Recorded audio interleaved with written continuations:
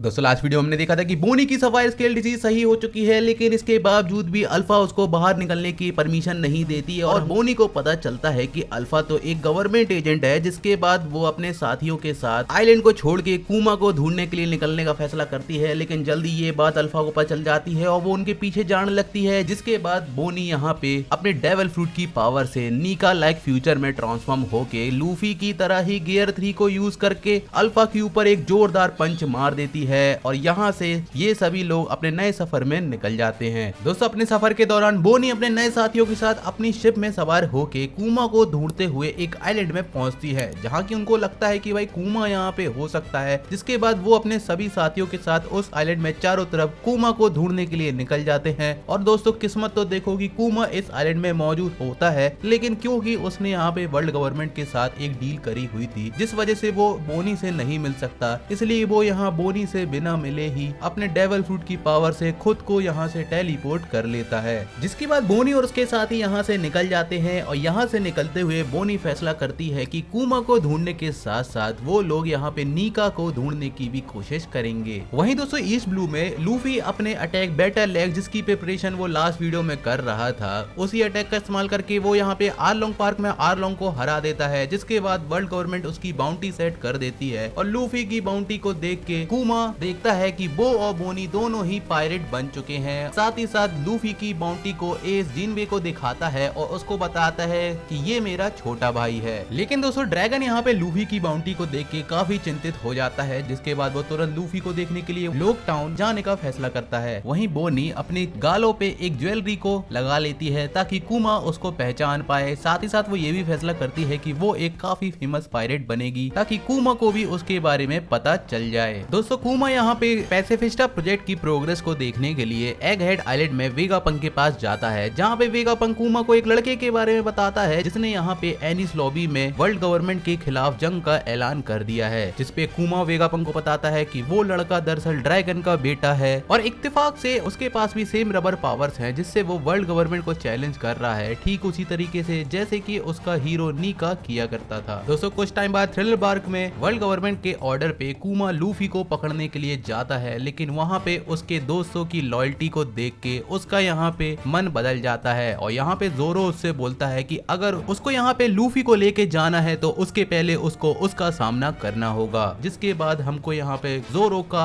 Iconic nothing happen वाला scene देखने को मिलता है। जब कुमा सबा ओडी में होता है तो उसको मरीन हेडक्वार्टर से कॉल आती है और उसको एस के एग्जीक्यूशन और व्हाइट बियर्ड पायरेट के साथ होने वाली जंग के लिए तुरंत मरीन फोर्ट पहुंचने के लिए कहा जाता है। लेकिन दोस्तों वहां जाने से पहले कुमा यहाँ पे एक रेस्टोरेंट के अंदर बोनी और उसके क्रू को देखने के लिए जाता है और यहाँ पे दोस्तों ये आखिरी बार था जब कुमा यहाँ अपनी फ्री विल के साथ बोनी को देख रहा था। दोस्तों वहीं पे कुमा को खबर मिलती है कि एक पायरेट ने ह्यूमन ऑक्शन में एक सेलेस्टियल ड्रैगन के ऊपर हमला कर दिया है, जो कि काफी बड़ा क्राइम माना जाता था। जिसके बाद कुमा इस सिचुएशन को देखने के लिए ह्यूमन शॉप में जाता है और वहां जाके वो देखता है कि ये पायरेट कोई और नहीं बल्कि स्ट्रॉ हैट लूफी है, जिसने यहाँ पे एक फिशमैन की जान बचाने के लिए एक सेलेस्टियल ड्रैगन के ऊपर हमला कर दिया था। और लूफी के इस ब्रेव एक्शन को देख के कुमा उससे काफी ज्यादा इम्प्रेस हो जाता है। और जब किजारू यहाँ पे पैसिफिस्टा के साथ लूफी और उसके साथियों को पकड़ने के लिए आता है तो वो यहाँ पे आके उन सभी को यहाँ पे बचाते हुए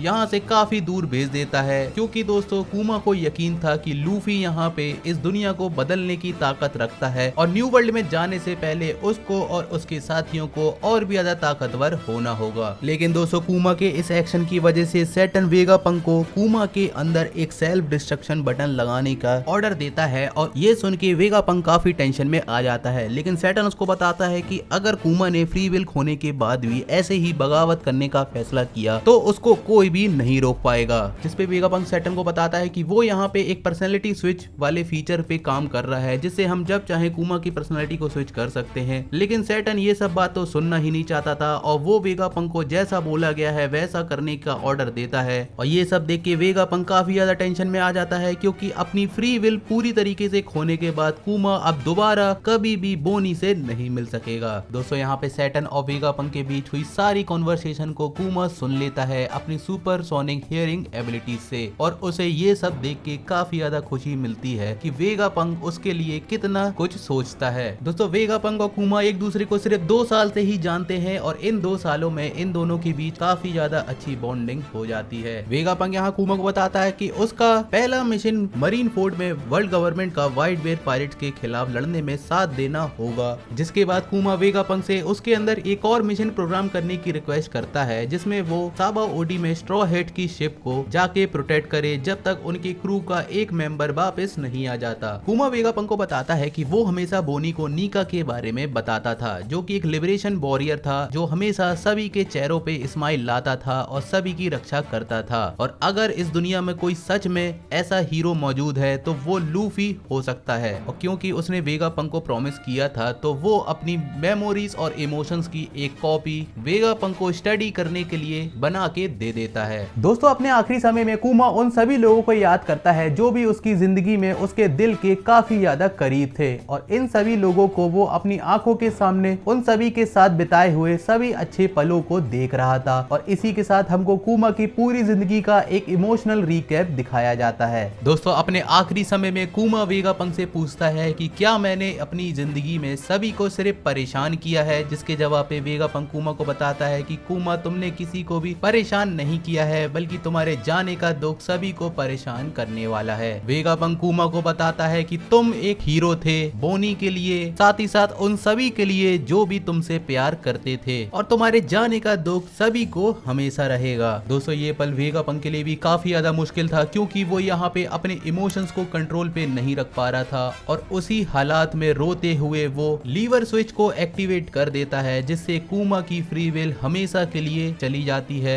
और जाने से पहले अपने आखिरी शब्दों में कुमा वेगापंक से एक रिक्वेस्ट करते हुए जाता है कि प्लीज बोनी की हमेशा रक्षा करना, और जब भी तुम उससे मिलो उसे उसके 10th बर्थडे पे मेरी तरफ से हैप्पी बर्थडे विश जरूर कर देना। और यहाँ पे दोस्तों कुमा की बैक स्टोरी समाप्त होती है, और ये सब कुछ बोनी लैब के अंदर कुमा की मेमोरीज के अंदर जाके देख रही थी। जिसके बाद बोनी को यहाँ पे सब कुछ पता चल जाता है, और क्योंकि वो सिर्फ यहाँ पे 12 साल की ही थी तो उसे अपने पिता के इतने बड़े सैक्रिफाइस को देख के काफी ज्यादा दुख होता है। और दोस्तों, इसी के साथ हमारा ये एपिसोड यहीं पे समाप्त होता है। तो भाई बहुत बहुत शुक्रिया आप सभी का वीडियो को पूरा एंड तक देखने के लिए। अगर तुम लोगों को वीडियो पसंद आई हो तो प्लीज वीडियो को लाइक कर देना, चैनल को अभी तक सब्सक्राइब नहीं किया है तो वो भी फटाफट से कर दो। और मैंने तुम सभी से लास्ट वीक एक क्वेश्चन पूछा था कि बोनी यहाँ पे लूफी की तरह गियर 3 का यूज कैसे कर सकती है, जिसका तुम में से काफी सारे लोगों ने सही आंसर दिया था। लेकिन दोस्तों, जो सबसे बेस्ट आंसर था वो है यहाँ पे प्रीतम कुमार भाई का, जिनका कमेंट तुमको यहाँ बाजू में दिख जाएगा।